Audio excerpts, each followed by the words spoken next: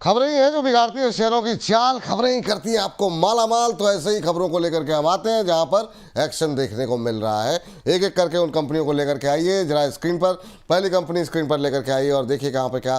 Sir, दिग्गज जो है यहाँ पर रिलायंस इंडस्ट्रीज़ आपका एक तरीके से पसंदीदा जो है शेयर है। यहाँ पर आज चर्चा में लगातार एशियन पेंट्स बना हुआ है। आज के जो है गूगल ट्रेंड में भी ये शेयर शामिल है। यहाँ पर शेयरों की बिक्री की गई है रिलायंस इंडस्ट्रीज़ की तरफ से 2201 शेयर के भाव पे, प्रति शेयर के भाव पर ये शेयर बेचे गए हैं। बिक्री के बाद आरआईएल के पास अभी भी 87 लाख शेयर बचे हुए हैं और ये फिलहाल के लिए तो सर ये दोनों पे बातचीत करना चाहेंगे। हालांकि खबर तो ये एशियन पेंट्स के लिए है।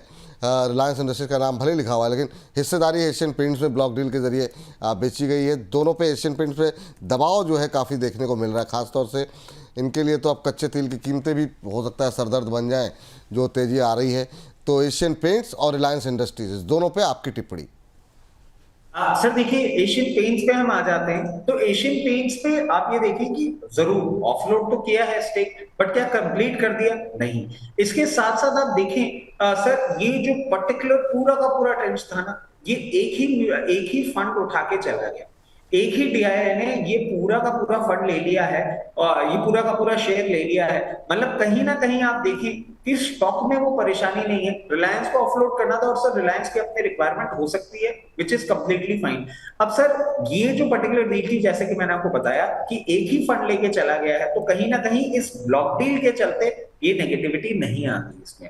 अब एशियन पेंट्स के लिए सर हमने पहले भी बोला था, जब अभी इस हफ्ते ही हमने शो किया था कि अभी आपको और डाउनसाइड देखने को मिल सकता है। उसके पीछे क्रूड एक फैक्टर है। उसके साथ साथ अभी आप देखेंगे कि फेस्टिव सीजन में जो डिमांड उठेगी ना, उसके बाद आप एक अपसाइड देखेंगे कि जैसे आप देखते हैं सर, रेनी सीजन भी आप अप्रोच कर रहे हैं तो कंस्ट्रक्शन, पेंट, ये सब थोड़ा सा एक टेपेड मूवमेंट की तरफ चले जाते हैं। कोई परेशानी वाली बात नहीं है, ऑलरेडी बहुत ज्यादा बीटर डाउन स्टॉक है। तो अगर आप इसमें पोजीशन बनाना चाहते हैं, मैं आपको यही चीज सजेस्ट करूंगा, लोअर लेवल्स पे जरूर आप पोजीशंस देखें अपनी। 2120 2130 रुपए के आसपास आता है, but medium term to long term ही इन्वेस्टमेंट करेंगे। अदरवाइज ट्रेडिंग बेट के लिए ये स्टॉक अभी पॉइज नहीं है। उसके लिए एक बार इसको 2500 रुपए तोड़ने दीजिए, उसके बाद इसकी बड़ी रेंज खुलेगी। लोअर लेवल्स पे अक्यूमुलेट कर सकते हैं। ठीक है, ये बात। और आरआईएल सर अभी वेट करें, होल्ड खरीद सकते हैं अभी? बिल्कुल सर, आरआईएल तो मैं कहता हूं ना, आपको जहां नीचे मिले आप खरीदिए। ठीक। ये बहुत अच्छा स्टॉक है, हर हर डिप पे बाय करने वाला स्टॉक। ठीक।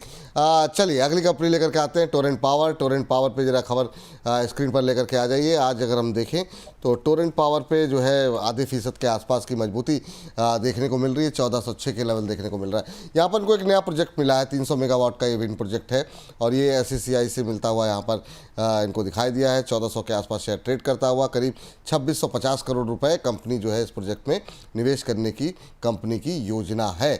तो ये अपडेट यहाँ पर निकल के आया है। पीपीए साइन करने के 24 महीने यानी 2 साल के अंदर इस प्रोजेक्ट को कंपनी पूरा करती हुई दिखाई देगी। सर, टोरेंट पावर कैसे देख रहे हैं? थोड़ी सुस्त जो है चाल रही है, बीते एक महीने में 1.5% का निगेटिव रिटर्न।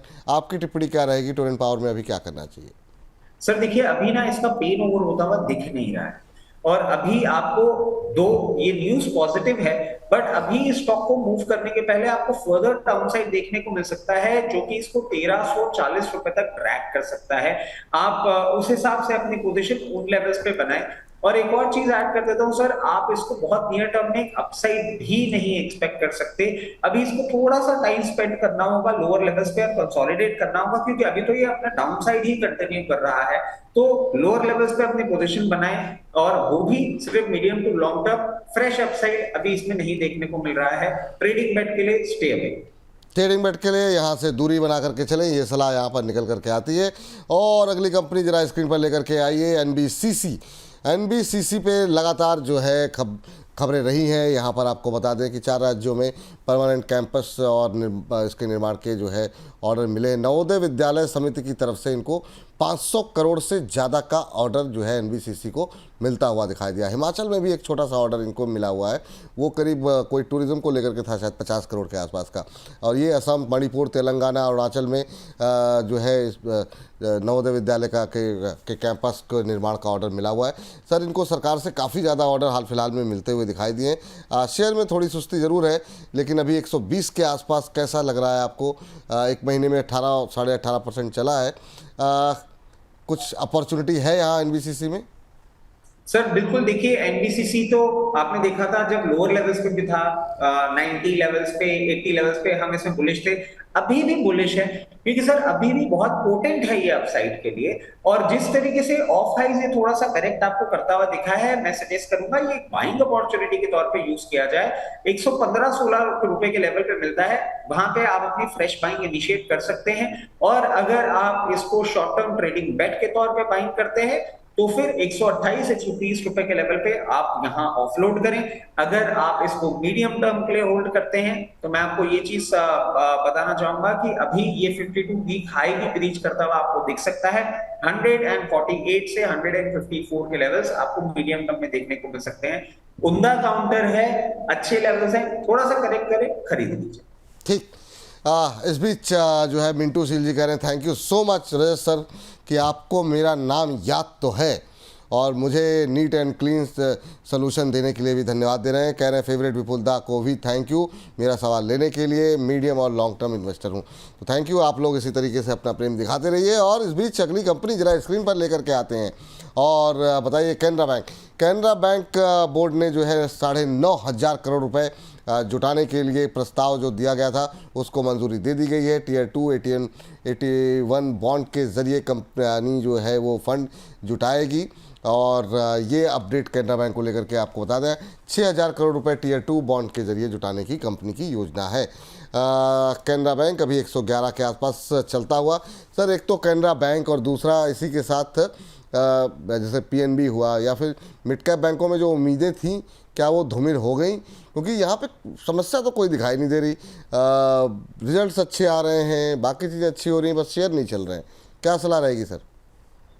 सर पहले ना मैं एक छोटी सी टिप्पणी कर देता हूं। अभी आपने जो बात बोली कि मिंटू जी ने जो कमेंट किया, सर देखिए हम लोग यहाँ बैठे हैं, हम लोग आपको नहीं देख सकते, आप हमको देख सकते हैं। और जैसे हमारी तादाद भी बहुत ज्यादा है, वैसे दर्शकों की भी होती है, बट जो रेगुलर व्यूअर्स होते हैं ना सर, उनके 2-3 सवाल आते रहते हैं ना सर, नाम याद रह जाता है। और हम भी नॉर्मल आपकी तरह आदमी है, रोज नाम सुनेंगे, बिल्कुल याद रहेगा। तो आप ऐसे ही कमेंट करते रहिए, हम भी आपका नाम याद रखेंगे। तो सर एक तो हो गई वो बात। दूसरी बात, कैनरा बैंक की अगर हम बात करें ना सर, कैनरा बैंक में मैं एक चीज आपको बता देता हूँ, आप खुद समझ जाएंगे। बुक वैल्यू 116 रुपए, 111 रुपए में आपको शेयर मिल रहा है। Dividend yield 3.5%, return on equity 17.8 और कैपिटल एम्प्लॉयड 7%। एक बहुत ही उम्दा स्टॉक है, आपको लोअर लेवल्स पे अभी फॉर्चुनेटली देखने को मिल रहा है। और भी ये आपको कूल ऑफ करता हुआ दिखता है। अगर 108 रुपए 106 रुपए के लेवल पे आता है, बिल्कुल आप अपने इसमें पोजीशन बना के रखें, मगर इसमें अभी थोड़ा सा आपको टाइम लग सकता है अपसाइड के लिए। तो medium to long term horizon से ही आप अपनी पोजीशन बनाएंगे। और अगर आप इसको मीडियम टर्म के लिए भी होल्ड करते हैं तो 136 रुपए तक का लेवल आपको देखने को मिल सकता है। और लॉन्ग टर्म में तो सर ये 160 भी क्रॉस करेगा। अट्रैक्टिव बैंक है, बिल्कुल लोअर लेवल पे अपनी पोजीशन बनाए। उसके साथ साथ सर आपने मेरे एक फेवरेट बच्चे की बात छेड़ी दी है, तो सर उसके लिए तो मैं बोलूंगा ही बोलूंगा। पीएन सर बहुत ही उम्दा स्टॉक है। मतलब आप ये देखिए इन लेवल्स पे मुझे पीएनबी बहुत अच्छा लगता है। और पीएनबी के लिए मैं आपको यही चीज सजेस्ट करूंगा, कंफर्टेबल होके करें सर। इसकी भी बुक वैल्यू 116 रुपए है, return on equity 15.5%, capital employ 6.5%, dividend yield भी अच्छी है, बहुत उम्दा बैंक है। यहाँ पे चाहे यहाँ पे करें।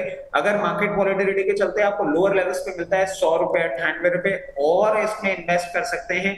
अगर आप इसको मीडियम टर्म का टाइम होराइजन भी लेके चलते हैं तो आपको 125 से 130 रुपए देखने को मिल सकता है। लॉन्ग टर्म में तो सर 180 200 ये बहुत ऊपर लेवल्स पे जाए।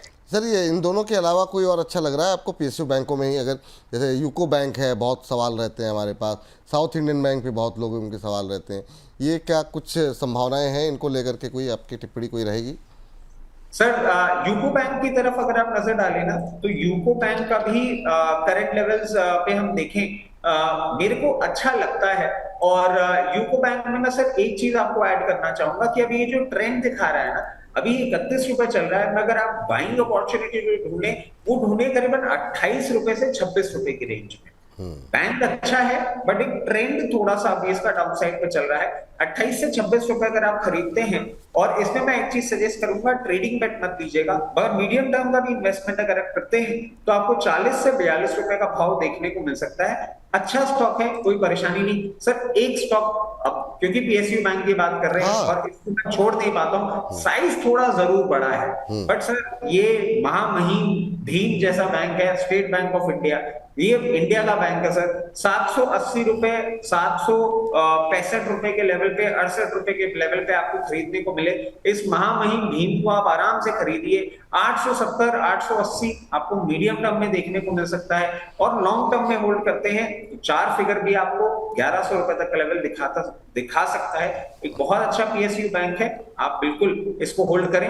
इसके साथ साथ सर आपने जो एक और बैंक की बात करी थी, यूनियन बैंक, उस पर भी हम नजर डाल देते हैं। यूनियन बैंक अभी जिस तरीके से अपना पोजीशन है, sir current price 147, book value 149, equity पे रिटर्न 17%, अपने 200 डीएमआर 50 डे डीएमआर के ऊपर चल रहा है। ये आप यहां पे भी ले सकते हैं, और इसमें एक चीज सजेस्ट करूंगा, जी। थोड़ा सा चाहे ना, और अगर आप मीडियम टर्म का इन्वेस्टमेंट करके चल रहे हैं, इसको स्टैगर्ड मैनर में करिएगा, ताकि आपकी प्राइसिंग थोड़ी सी इंप्रूव हो जाए। वैसे मुझे नहीं लगता कि ये जिस तरीके से चल रहा है आपको 136 लेवल्स तक आता हुआ दिख सकता है, बट प्रोविजन तैयार रखेंगे तो कंफर्टेबल रहेगा। यहां भी खरीदें, और हर 1-1.5 रुपए के डाउन साइड में अपने पोजीशन इंक्रीज करते हुए चले जाएं, 136 तक इसको लेके चलें। और अगर मीडियम टर्म के लिए पोजीशन बना रहे हैं, 178 पहला टारगेट होगा, और उससे ऊपर अगर आप जाते हैं तो 224 तक भी ये जाने का दमखम रखता है।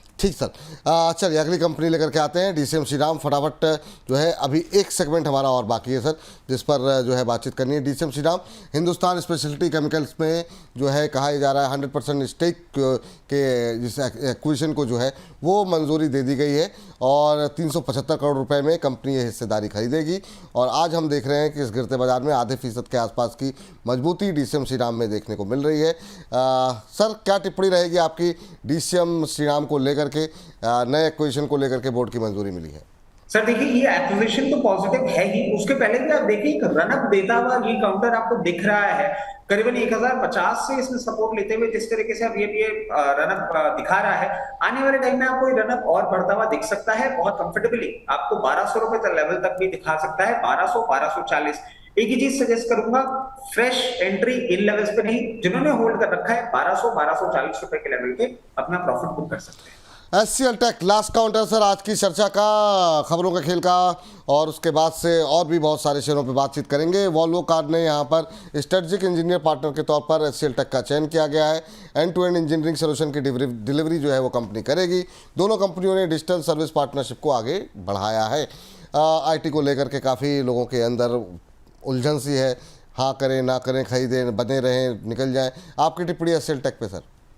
सर आईटी में आपको पता ही मैं बुलिश हूं। इसमें एक और चीज मैं आपको बता देता हूं कि ये ब्रेकआउट बहुत अभी जो दिया था, उसके बाद इसका रनअप दिखाया था। अब आपको हल्का सा, बहुत छोटा सा 1740 रुपए में एक रेजिस्टेंस फेस हो सकता है, उसके बाद बहुत कंफर्टेबली ये आपको 1900 रुपए तक लेवल्स का जाने का दमखम रखता है। अगर आपने पोजीशन बना रखी है, मेंटेन करें, अगर नहीं बनाई है तो चाहे तो स्टैगर्ड मैनर में बनाए, या फिर 1640 रुपए का बहुत स्ट्रॉन्ग सपोर्ट है, आप अपनी पोजीशन बना सकते हैं, और जो ऊपर के लेवल्स दिए हैं आपको बहुत जल्दी आते हुए दिखेंगे, अकॉर्डिंगली अपनी पोजीशन मैनेज करें। जी चलिए, तो ये बात यहाँ पर एचसीएल टेक को लेकर के, इसी के साथ हमारे इस विशेष सेगमेंट को करते हैं यहाँ पर समाप्त।